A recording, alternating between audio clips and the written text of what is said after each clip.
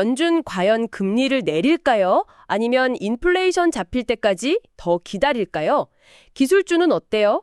이게 진짜 새로운 혁명일까요? 아니면 좀 위험한 거품일까요? 네, 오늘 딱 그 얘기입니다. 오늘 저희가 들여다볼 자료들이 바로 이런 상반된 신호들로 가득합니다. 저희가 연준 회의록부터 시장 분석가들의 엇갈리는 전망까지 그 핵심만 딱 뽑아서 이 복잡한 상황 명쾌하게 정리해드릴게요. 네, 특히 인플레이션하고 고용 사이에서 연준이 겪는 그 딜레마 있잖아요. 그리고 AI 혁명이 시장이랑 경제 전반에 미치는 그 큰 파장, 이게 오늘 이야기의 핵심이 될 겁니다. 좋습니다. 자료들을 보면서 지금 뭐가 중요하고 또 앞으로 뭘 주목해야 할지 명확하게 한번 짚어보죠. 좋아요. 그럼 먼저 연준 상황부터 볼까요? 최근 지표들이 정말 헷갈려요. CPI, 소비자 물가 지수는 좀 괜찮아지나 싶었는데 바로 다음 날 PPI, 생산자 물가 지수가 예상보다 확 높게 나오면서 이건 뭐 아직 안심하긴 이른가? 이런 신호를 줬단 말이죠. 맞아요. 연준 내부는 좀 어떤 분위기예요? 연준 회의록을 보면요. 다수의 위원들이 여전히 인플레이션 위험을 고용 둔화 위험보다는 더 크게 보고 있습니다. 아직은 인플레가 더 걱정이다. 네, 심지어 인플레이션 기대 심리가 좀 불안정해질 수 있다. 이런 걱정도 하고요. 또 관세가 결국 소비자 물가에 영향을 줄 거다. 이런 우려도 나왔죠. 그러니까 인플레이션에 대한 경계심이 여전히 상당히 높다. 이렇게 봐야 합니다. 근데 그렇게 인플레이션 위험을 아직 크게 보면서도 9월에 금리 인하할 수도 있다. 이런 가능성을 완전히 닫지는 않는 분위기잖아요. 이건 또 왜 그런 거죠? 고용 쪽 신호가 그 정도로 강력한가요? 고용 둔화를 근거로 해서 금리 인하의 문을 살짝 열어두려는 것 같아요. 하지만 말씀하신 대로 인플레이션 데이터를 계속 주시할 테니까 시장에서 기대하는 것처럼 50bp, 0.5%포인트 이렇게 큰 폭의 인하는 아직 좀 섣부른 기대일 수 있습니다. 아까 관세 영향도 잠깐 언급하셨는데 이게 물가에 바로 반영되는 건 아닌가 보군요. 네, 좀 시차가 있을 겁니다.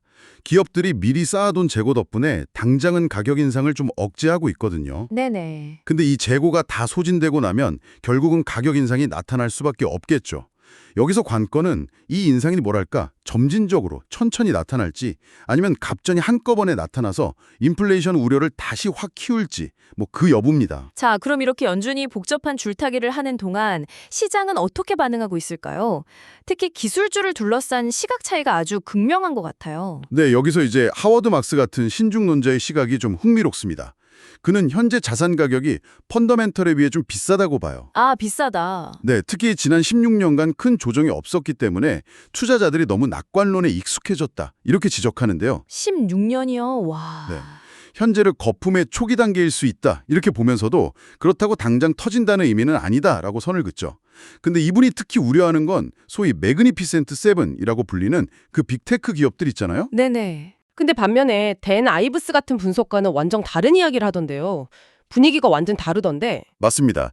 데나이브스는 지금을 1999년 닷컴 버블, 그때가 아니라 인터넷 혁명이 막 본격적으로 산업을 바꾸기 시작하던 1996년의 순간에 비유해요. 1996년이요?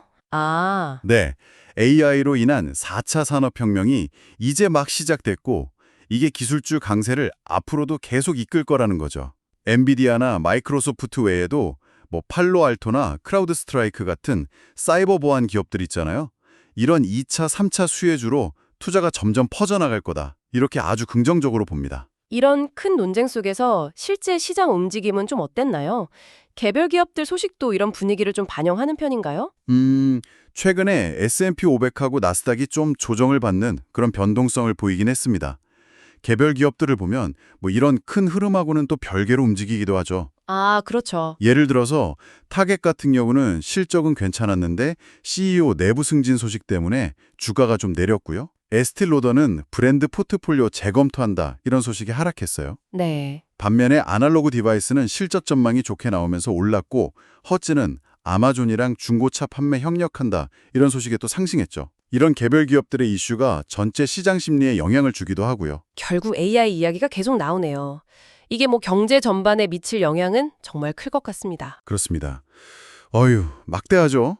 AI 투자는 이미 엄청난 규모고요.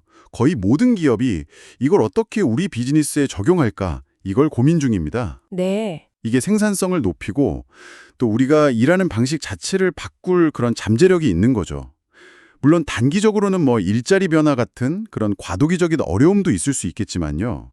역사적으로 보면 뭐 철도나 인터넷 같은 이런 혁신 기술들은 결국 장기적으로는 더 많은 기회를 만들어 왔거든요. 그렇죠.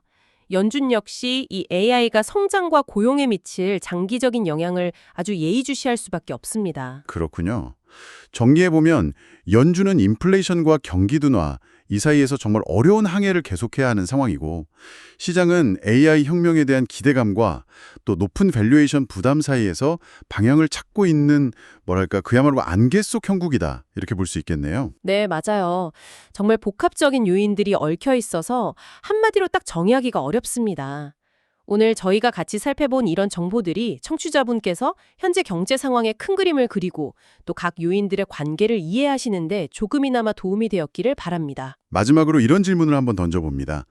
AI가 산업 지형도 바꾸고 노동시장도 근본적으로 재편하고 있고 연준은 과거 데이터가 잘 통하지 않는 이런 새로운 환경에서 통화 정책을 결정해야 하는 그런 시대입니다.